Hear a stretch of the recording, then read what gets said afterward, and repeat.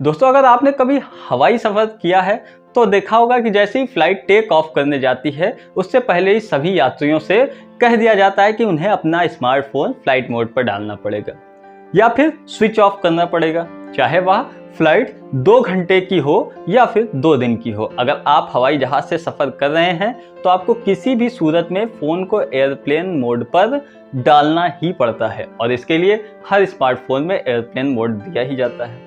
हालांकि इसकी वजह से लोग फ्लाइट के दौरान ना तो कॉलिंग कर पाते हैं, ना ही किसी को मैसेज भेज पाते हैं और ना ही इंटरनेट का इस्तेमाल कर पाते हैं। लेकिन ज़्यादातर लोगों को इसके पीछे का कारण नहीं पता होगा।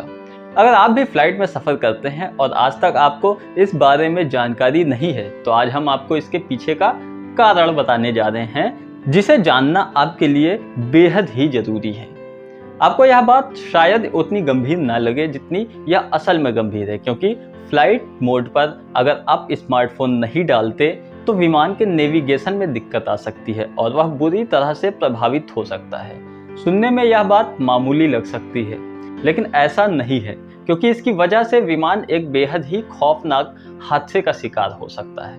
दरअसल जब आप अपना स्मार्टफोन फ्लाइट मोड पर डालते हैं तो हवाई यात्रा के दौरान सेल्यूलर नेटवर्क से किसी भी तरह विमान का नेविगेशन प्रभावित नहीं होता है। वहीं आप अगर अचानक से हवाई यात्रा के दौरान अपने फ़ोन को फ्लाइट मोड पर से हटा लेते हैं तो ऐसा करने से सेल्यूलर नेटवर्क एक्टिव हो जाएगा और इसकी वजह से विमान का नेविगेशन बुरी तरह से प्रभावित हो जाएगा। और नेविगेशन का काम होता है विमान को रास्ता दिखाना। अगर विमान का नेविगेशन प्रभावित होता है तो यह रास्ता भटक सकता है और अपनी तय लोकेशन से हटकर किसी अन्य लोकेशन पर पहुंच सकता है और क्रैश भी हो सकता है।